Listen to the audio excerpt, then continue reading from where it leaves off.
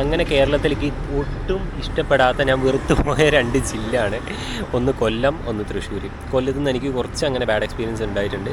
പിന്നെ തൃശ്ശൂരിൽ നിന്നും അങ്ങനെ സുരേഷ് ഗോപി ജയിച്ചുകൊണ്ടല്ല കേട്ടോ, BJP പൊളിറ്റിക്സ് അങ്ങനത്തെ ഒന്നുമല്ല. അല്ലാതെ തന്നെ ഞാൻ ലാവോസിനെ കമ്പയർ ചെയ്യുമ്പോൾ വിയറ്റ്നാം അടിപൊളിയാട്ടോ. ലാവോസ് ക്യാപിറ്റൽ വിയൻഡനിൽ പോലും ഈ ഒരു ഫെസിലിറ്റി ഇല്ല.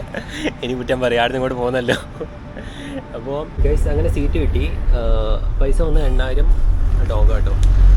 അപ്പോൾ ഇതിൽ ഇഷ്ടംപോലെ സീറ്റ് ഉണ്ട്. എനിക്ക് തോന്നുന്നത് അവർക്ക് ശമ്പളം കൊടുക്കുന്ന ഗവൺമെൻറ്റാണെന്ന് തോന്നുന്നത്. അപ്പോൾ അതുകൊണ്ട് ഗൈസ് സമയം രാത്രി 1:15 കേട്ടോ. നാട്ടിൽ 11:15, ഇവിടെ 1:15. അപ്പോൾ പ്രത്യേകിച്ച് പരിപാടിയൊന്നുമില്ല, വെറുതെ ഇങ്ങനെ ഇറങ്ങി നടക്കുക. ഉറക്കം വരുന്നില്ല തീരെ.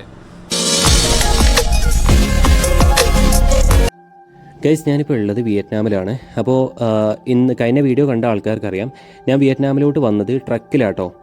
അപ്പോൾ എനിക്ക് ആ ഒരു ബോർഡർ ക്രോസ് ചെയ്ത സമയത്ത് ക്യാഷ് ഒന്നും കിട്ടിയില്ല. അപ്പോൾ ഞാൻ ഒരു ട്രക്കിൽ OC അടിച്ചാണ് വന്നത്. അപ്പോൾ ഞാൻ ഏകദേശം 250 കിലോമീറ്ററോളം ട്രക്കിൽ യാത്ര ചെയ്തു. ഇപ്പോൾ ഞാൻ എത്തി നിൽക്കുന്നത് ഡനാങ് എന്ന് പറയുന്ന ഒരു സിറ്റിയിലാട്ടോ. ഡനാങ് എന്ന് പറയുന്നത് വിയറ്റ്നാമിലെ ഒരു പോപ്പുലർ സിറ്റിയാണ്. മെയിനായിട്ട് ഹനോയ് അതുപോലെ തന്നെ ഹോച്ചിമിൻ സിറ്റി ഡനാങ് ആണ്. ഫസ്റ്റ് ഞാൻ വിയറ്റ്നാമിനെ പറ്റി ഒരു ബേസിക് ഐഡിയ തരാം.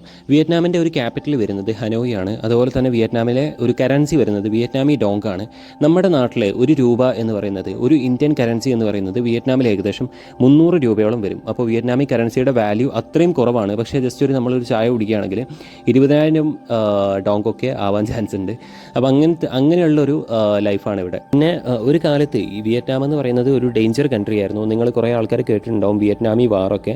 പക്ഷേ ഇപ്പോഴത്തെ കേസിൽ വിയറ്റ്നാം ഒരു പീസ്ഫുൾ കൺട്രിയാണ്. എൻ്റെ അനുഭവത്തിൽ നിന്ന് ഞാൻ പറയുന്നത്. ഞാൻ മുമ്പും വിയറ്റ്നാം വിസിറ്റ് ചെയ്തിട്ടുണ്ട്.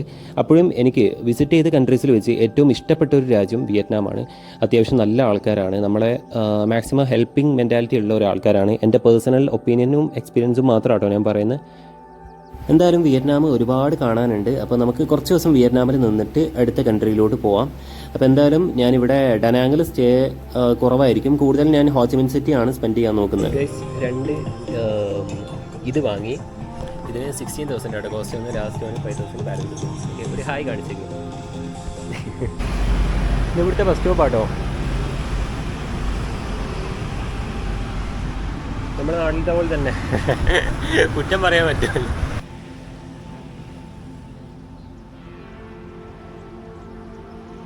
പക്ഷെ എന്നെ പോലെയുള്ള ആൾക്കാരുണ്ട് ഒരു നാട് മൊത്തം വെറുത്ത് പോകാൻ വേണ്ടി ആ നാട്ടിലെ പൗരന്മാരായ 1-2 ആൾക്കാർ വിചാരിച്ചാൽ മതി.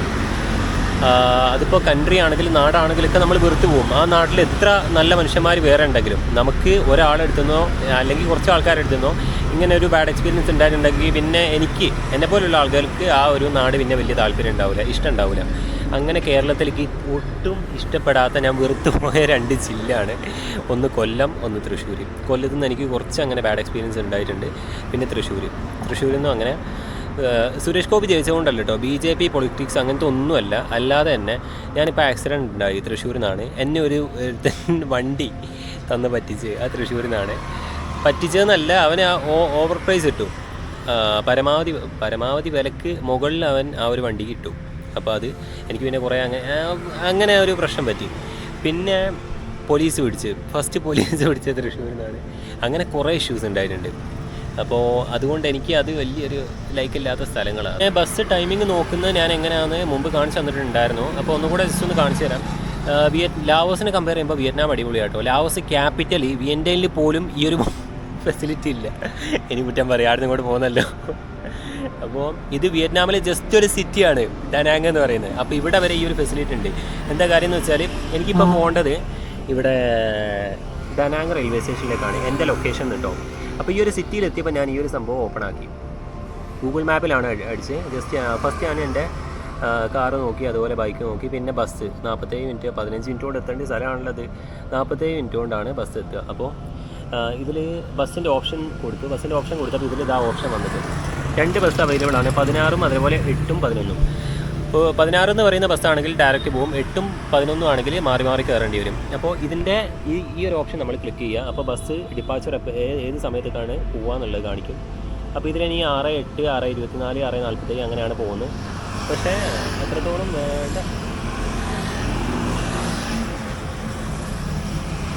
പിന്നെ അതിൻ്റെ പൈസയും കാണിക്കും കേട്ടോ കറക്റ്റ് എപ്പോഴാണ് പൈസ പൈസ എത്രയാണെന്നുള്ളൂ അവർ കറക്റ്റ് കാണിക്കുന്നുണ്ട്. ഞാൻ കാണിച്ചു തരാം. ഇപ്പോൾ ഇതിൻ്റെ പൈസ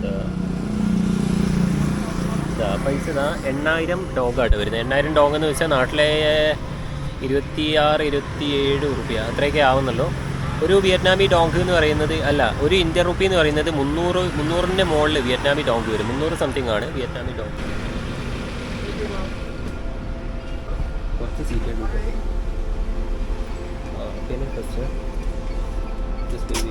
ഗൈസ് അങ്ങനെ സീറ്റ് കിട്ടി.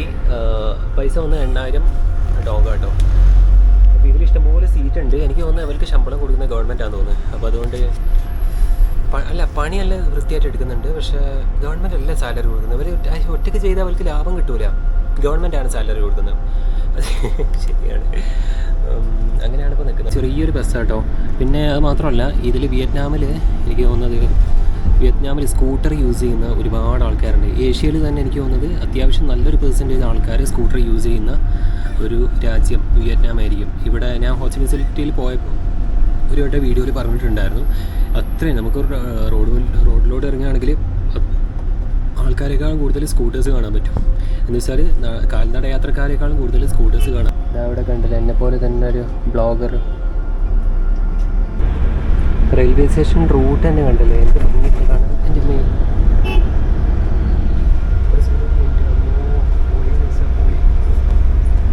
ഞാൻ കണ്ടിടത്തോളം വിയറ്റ്നാമിലെ ഒരുവിധം എല്ലാ സിറ്റീസും, ഹനോയ് ഞാൻ പോയില്ല, പക്ഷേ ഹോച്ചിമിൻ സിറ്റിയും ഡനാങ്ങും ഞാൻ പോയി. ആ 2 സിറ്റിയും കമ്പയർ ചെയ്യുമ്പോൾ ഞാൻ പറയാം ഒരു അടിപൊളി സിറ്റിയാണ്. അടിപൊളി എക്സ്പീരിയൻസ് ആണ് നമുക്ക് കിട്ടുക.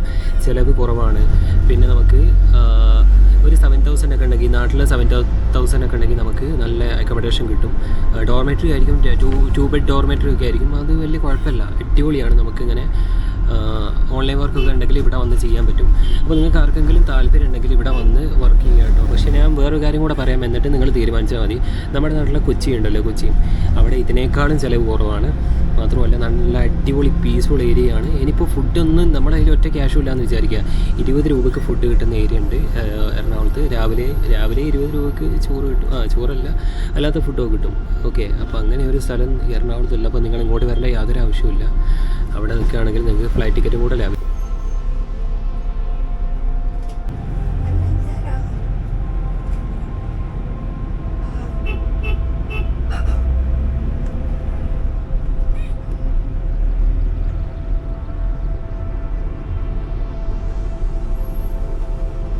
ഇതായിരുന്നു കണ്ണ് വാളിപ്പോയി. ബസ് അടുത്ത സ്റ്റോപ്പിൽ കൊണ്ടുവച്ചാൽ നിർത്തി. സിറ്റിപ്പോൾ അത് നല്ല രസമില്ലേ കാണാൻ? എന്തുകൊണ്ടാണ് അറിയോ, ഞാനിത് പ്രോമോയിലിട്ട് ഷൂട്ട് ചെയ്യുന്നതിനെ കൊണ്ടാണ്. അല്ലെങ്കിൽ വലിയ രസം ഉണ്ടാവും. വീഡിയോ എടുക്കാം.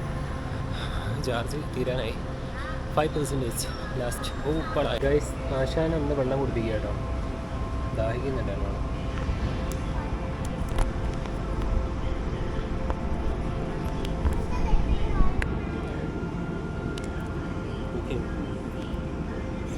കേസ് ഇവിടെ ഉറക്കം ചിലപ്പോൾ സീനായി കിട്ടും. കാര്യം എന്താണെന്ന് വെച്ചാൽ ഇവിടെ സാധാ ഒരു റെയിൽവേ സ്റ്റേഷൻ പോലെ അല്ല.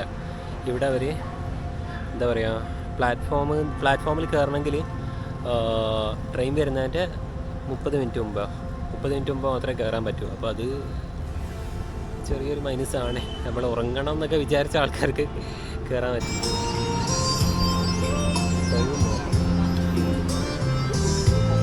ഇപ്പോൾ നമ്മളെ സ്ഥലം വന്ന് കിട്ടുമോ, ഫുഡ് കഴിക്കാൻ പറ്റും.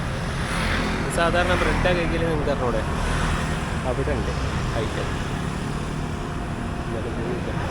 പ്രൈസൊന്നും ഓർമ്മയില്ല. എന്തായാലും അവിടെ ചിലപ്പോൾ കുറവാവാൻ ചാൻസ് ഉണ്ട്, അല്ലെങ്കിൽ കൂടുതലാവാൻ ചാൻസ് ഉണ്ട്. രണ്ടിലേതെങ്കിലും ഒന്നല്ലേ സംഭവിക്കുക. ഐറ്റംസ് കിട്ടുമോ ഞാൻ വ്യക്തം കണ്ടോ. ഇവിടെ എന്തായാലും ഇപ്പം കഴിയൂല. ടേസ്റ്റ് ഉണ്ട് കേട്ടോ, പക്ഷേ മെയിനായിട്ട് അതല്ല, വിശപ്പ് മാറും നല്ലോണം. ബ്രെഡ് തന്നെ അതിനെ കൊണ്ടേ വലിയൊരു പ്രശ്നം ഉണ്ടാവില്ല. ഭയങ്കര ട്രാഫിക് കേട്ടോ. പ്രത്യേകിച്ച് ഞാൻ പറഞ്ഞില്ലേ, സ്കൂട്ടേഴ്സാണ് ഏറ്റവും കൂടുതലുള്ളത്. കാറും ബസ്സൊന്നും അല്ല, സ്കൂട്ടേഴ്സ് തന്നെ കണ്ടില്ലേ. നടക്കുന്ന ആൾക്കാരെക്കാളും കൂടുതൽ. എനിക്ക് തോന്നുന്നതേ നമ്മുടെ നാട്ടിലെ ഈ മെഷീനില്ലേ, കരിമ്പ് ജ്യൂസിൻ്റെ, അത് ആദ്യം ഇറങ്ങി വിടാമോ, അതിനുണ്ടാവുമോ ആവുമോ. വില കുറവാട്ടോ ഇതിന്. എനിക്ക് തോന്നുന്നത് 40 രൂപ എങ്ങാനും ഉണ്ട്, പക്ഷേ പ്രൈസ് കൂടുതൽ.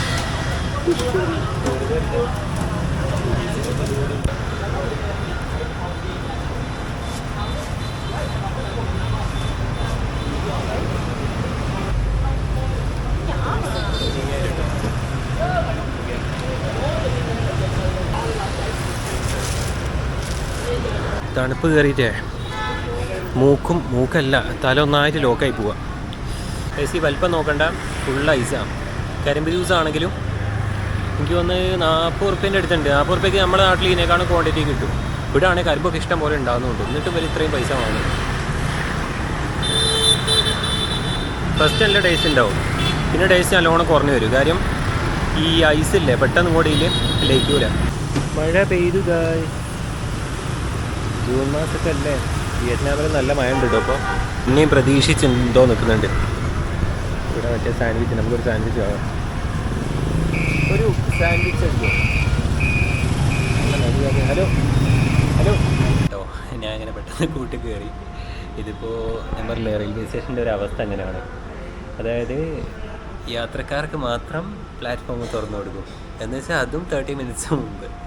അല്ലാത്തവർ ബാക്കിൽ ഇങ്ങനെ സിറ്റ് ചെയ്തുകൊണ്ട് വെയിറ്റിംഗ് റൂമൊക്കെ പോലെ. വെയിറ്റിംഗ് റൂമല്ല, നമ്മളിപ്പോൾ ആരെങ്കിലും വരാനൊക്കെ ഉണ്ടെങ്കിൽ അവരൊക്കെ വെയിറ്റ് ചെയ്യൂലേ, അതുപോലെ നമുക്ക് വേണമെങ്കിൽ ഇവിടെ ഇരിക്കാം. ഏകദേശം വെയിറ്റിംഗ് റൂം പോലെ തന്നെ. എന്തിനാ മതി, സ്റ്റേഷനിൽ തന്നെ കുത്തിരിക്കുകയാണ്. കുറേ നേരമായി ഇവിടെ ഇരിക്കുന്നത്, പ്രത്യേകിച്ച് ഒന്നും ചെയ്യാനില്ല. അപ്പോൾ പിന്നെ ഇവിടെ ഒരു ഫ്രണ്ടിനെ കിട്ടി, ജസ്റ്റ് ഒന്ന് ഹായ് കാണിച്ചു. ഹായ് കാണിച്ചു. ഞങ്ങൾ ട്രാൻസ്ലേറ്ററിൽ കൂടെ ഓരോന്നായിട്ട് ഇങ്ങോട്ടും സംസാരിച്ചുകൊണ്ടിരിക്കുക. മലയാളം അതുപോലെ വിയറ്റ്നാമീസ്. ഉപരയിൽ ഗൂഗിളുണ്ട് കേട്ടോ. സമയം രാത്രി 1:15 കേട്ടോ. നാട്ടിൽ 11:15, ഇവിടെ 1:15. അപ്പോൾ പ്രത്യേകിച്ച് പരിപാടിയൊന്നുമില്ല, വെറുതെ ഇങ്ങനെ ഇറങ്ങി നടക്കുക. ഉറക്കം വരുന്നില്ല തീരെ. ഞാൻ അവിടെ നല്ലോണം കിടന്നുറങ്ങാമെന്നൊക്കെ വിചാരിച്ചതിന്, പക്ഷേ നടക്കൂല. നാളെ എന്തായാലും രാവിലെ നമുക്ക് സിറ്റിയൊക്കെ ഒന്ന് കാണാൻ ഇറങ്ങാം. പിന്നെ ഇവിടെ വേറെ കാര്യമുള്ളത്, നമ്മളെ ഇതില്ലേ മറ്റേ സംഭവമില്ലേ, ട്രെയിന് വൈകുന്നേരം 4:15 4:15 പുറപ്പെടുകയാണെങ്കിൽ 20 മണിക്കൂറിന് ശേഷം ഹോച്ചിമിൻ സിറ്റിയിലെത്തും.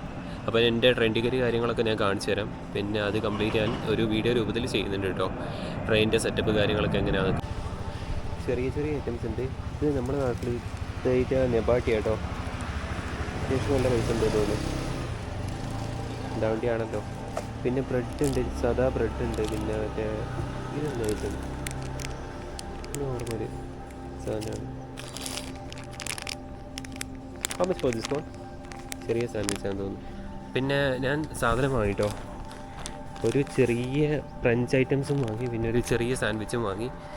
27,000 ഡോങ്കാണ്. ഓക്കെ, എന്ന് വെച്ചാൽ നാട്ടിലൊരു 90 രൂപയുടെ അടുത്ത് വരും. പിന്നെ ഇവിടെ അടുത്ത് തന്നെ കേട്ടോ എയർപോർട്ടുള്ള. പിന്നെ തീരെ കാണുന്നില്ലല്ലേ. ഇനി നമുക്ക് നേരെ സ്റ്റേഷനിൽ കൊണ്ടുപോയി അവിടെ നിന്ന് കഴിക്കാം. വലിയ സീനില്ല. എൻ്റെ അനുഭവമാട്ടോ അതൊക്കെ, എക്സ്പീരിയൻസ്. രാത്രി 1:30. പിന്നെ ഇത് എൻ്റെ അഭിപ്രായത്തിൽ സേഫ് സിറ്റി കേട്ടോ. എനിക്ക് പിന്നെ കുറേ കാലം ഇവിടെ നിന്നുള്ള എക്സ്പീരിയൻസ് ഒന്നുമില്ല, പക്ഷേ ഇവിടെ നിന്നിടത്തോളം ആൾക്കാരൊക്കെ പറയുന്നത് വലിയ കുഴപ്പമില്ല. പിന്നെ ഗൂഗിളൊക്കെ നോക്കിയപ്പോൾ അങ്ങനെയാണ്. ഡനാങ് അത്ര വലിയൊരു ഭയങ്കരമായിട്ടുള്ള കൺട്രി ഒന്നുമല്ല. നമ്മൾ മുംബൈ ഡൽഹിയൊക്കെ കറങ്ങി വന്നല്ലേ. അപ്പം ഡൽഹിയിൽ ഞാൻ കുറേ നിന്ന് കിട്ടുമോ, ഡൽഹിയിലേക്ക് പറയാൻ പറ്റും ഡൽഹി എന്താണെന്നുള്ളത്. അപ്പോൾ ഡൽഹി കണ്ടു വന്ന ഒരാൾക്ക് പിന്നെ ബാക്കിയുള്ള കൺട്രീസിൽ എവിടെ പോയാലും വലിയൊരു സീൻ ഉണ്ടാവില്ല. അപ്പോൾ ഇതിപ്പോൾ സ്റ്റേഷനെത്തിയിട്ടോ,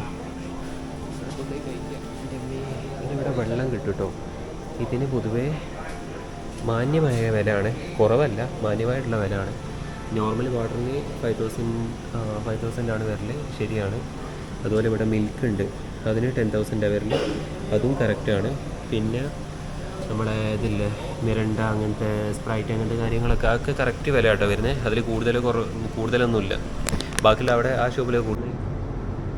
ഇവിടെയുള്ള സ്റ്റാഫും ഇവിടെ തന്നെ കേട്ടോ കിടന്നുറങ്ങുന്നത്, ഞാൻ മാത്രമല്ല. ചെറിയ സ്പഞ്ച് കേട്ടോ, നമ്മളെ കുഞ്ഞ് സ്പഞ്ച് എന്നൊക്കെ പറയൂലേ. പിന്നെ ഞാൻ ഇവിടെ കണ്ട വേറൊരു കാര്യം എന്താ അറിയോ, ഇവിടെ ഇത് റെയിൽവേ സ്റ്റേഷനായിട്ടും കൂടെ വിയറ്റ്നാമിൽ ഇവിടെ ഇപ്പോൾ ഡനാങ്ങിൽ എവിടെയും ഞാൻ ഈ വഴിയോരങ്ങളിൽ ഉറങ്ങിക്കിടക്കുന്ന ആൾക്കാരെ കണ്ടില്ല. നോർമലി ഏറ്റവും കൂടുതൽ ആൾക്കാർ ഇപ്പോൾ തായ്ലൻഡ് പോയപ്പോൾ അവിടെയും കണ്ടിട്ടുണ്ട്. അതുപോലെ ഇന്ത്യയിൽ പിന്നെ ഇഷ്ടം പോലെ ഉണ്ട്. റെയിൽവേ സ്റ്റേഷനിൽ ഒരുപാട് ആൾക്കാർ, ഈ കിടപ്പാടില്ലാത്തവർ ഒരുപാട് ആൾക്കാർ സ്റ്റേ ചെയ്യുന്ന ഒരു സ്ഥലം ഈ റെയിൽവേ സ്റ്റേഷനായിരിക്കും, അല്ലെങ്കിൽ ഷോപ്പിൻ്റെയൊക്കെ സൈഡിലായിരിക്കും. സെക്യൂരിറ്റീസ് അല്ല കേട്ടോ, അല്ലാതെ വീടില്ലാത്ത കുറേ ആൾക്കാരുണ്ട്. പക്ഷേ അങ്ങനെ ഒരു സംഭവം എനിക്ക് ഇവിടെ ഡനാങ്ങിൽ എവിടെയും കാണാൻ പറ്റിയില്ല. ഇപ്പം ഞാൻ കുറച്ച് സ്ഥലങ്ങൾക്ക് വിസിറ്റ് ചെയ്തു, പക്ഷേ ഏറ്റവും കൂടുതൽ ആൾക്കാർ വരാൻ ചാൻസ് ഉള്ള റെയിൽവേ സ്റ്റേഷനാണല്ലോ. ഇവിടെ അങ്ങനത്തെ ആരുമില്ല. വീടില്ലാത്തവർ പൊതുവേ കുറവാണ്. കാര്യം എന്താണെന്ന് അറിയോ, ഞാൻ കണ്ടെടുത്തോളം എനിക്ക് മനസ്സിലായത് നമ്മുടെ സ്വന്തം നാട്ടിൽ നമ്മളെപ്പോഴും സേഫാണ്. ഇപ്പം നമ്മുടെ നാട്ടിൽ നമുക്ക് എല്ലാവർക്കും വീടില്ലേ. വീട്ടിൽ നമ്മൾ ചിലപ്പോൾ 4 മുറിയുള്ള റൂമിൽ വീട്ടിലായിരിക്കും നമ്മൾ താമസിക്കുന്നുണ്ടാവുക. സെയിം ടൈമിൽ നമ്മളിപ്പോൾ ഗൾഫിലോട്ട് ജോലിക്ക് പോവുകയാണെങ്കിൽ നേരെ ഒരു ബെഡിലോട്ട് മാറുകയാണ് നമ്മുടെ ആ ഒരു വാസ സ്ഥലം. അതിപ്പോൾ ഗൾഫാണെങ്കിലും യൂറോപ്പാണെങ്കിലും ഓസ്ട്രേലിയ ആണെങ്കിലും ഒക്കെ കുറേ ആൾക്കാർ ഇന്നും അങ്ങനെയൊക്കെ സ്റ്റേ ചെയ്യുന്നുണ്ട്. അപ്പോൾ ഇവിടെ ഞാൻ മനസ്സിലാക്കിയെടുത്തോളം ഇവിടെ മൈഗ്രേഷൻസ് കുറവാണ്. വിയറ്റ്നാമിൽ പുറത്തുനിന്ന് ആൾക്കാർ അങ്ങനെ വരുന്നത് കുറവാണ് പൊതുവെ. തായ്ലൻഡിൽ പിന്നെ കുറേ ആൾക്കാർ വരുന്നുണ്ട്. മ്യാൻമറിൽ നിന്നും അതുപോലെ തന്നെ ലാവോസിൽ നിന്നൊക്കെ കുറേ ആൾക്കാരൊക്കെ തായ്ലൻഡ് പോകുന്നുണ്ട്. പിന്നെ അവിടുന്ന് മാത്രമല്ല, പിന്നെ ഫിലിപ്പീൻസ്, ഇന്തോനേഷ്യ എന്നൊക്കെ കുറേ ആൾക്കാർ ഇവിടേക്ക് തായ്ലൻഡിലേക്ക് വരും. അപ്പോൾ അങ്ങനെ വരുന്നവരാണ് പിന്നെ ഒന്ന് ലോക്കായി പോവുക, കുടുങ്ങി പോവുക. പിന്നെ മ്യാൻമറിൽ നിന്നൊക്കെ ഇഷ്ടംപോലെ ആൾക്കാർ വരുന്നുണ്ട് കേട്ടോ തായ്ലൻഡിലേക്ക്. അതുകൊണ്ടാണ് ഇപ്പോൾ ബോർഡേഴ്സ് മൊത്തം അവർ ക്ലോസ് ചെയ്ത് വെച്ച്. പക്ഷേ വിയറ്റ്നാമിൽ അങ്ങനെ ഒരു ഓപ്ഷൻ ഇല്ല എന്നല്ല, പക്ഷേ ഇവിടേക്ക് ആൾക്കാർ വരുന്നത് കുറവാണ്. ഒന്നാമത് ഇവിടെ ശമ്പളമില്ല, സാലറി പറ്റ കുറവാണ്. അതെന്നെ മെയിൻ കാര്യം. സ്വന്തം നാട്ടിൽ എല്ലാവർക്കും വീടുണ്ടാവില്ല കേട്ടോ. ഒരു 99% ആളുകൾക്ക് വീടുണ്ടാവും, 1% ആളുകൾക്ക് വീടില്ല. അങ്ങനത്തെ പോലെ ചിലപ്പോൾ അങ്ങനെ വയ്യോരങ്ങളിലൊക്കെ സ്റ്റേ ചെയ്യുന്നുണ്ടാവും. ഓക്കെ ഗൈസ്, ഞാനിപ്പോൾ എവിടെ ഉള്ളത് അറിയോ? വിയറ്റ്നാമിൽ ഡനാങ് എന്ന് പറയുന്നൊരു സ്ഥലത്താട്ടോ. അപ്പോൾ ഞാൻ ഇന്ന് രാവിലെ ബോർഡർ കയറിയിട്ടേ ഉള്ളൂ. അപ്പോൾ ബോർഡറിൽ നിന്ന് ഇങ്ങോട്ട് വന്നത് ഒരു ട്രക്കിലായിരുന്നു കേട്ടോ, 250 കിലോമീറ്റർ. അപ്പോൾ ഇത് ഏത് സ്ഥലം എന്ന് മനസ്സിലായോ?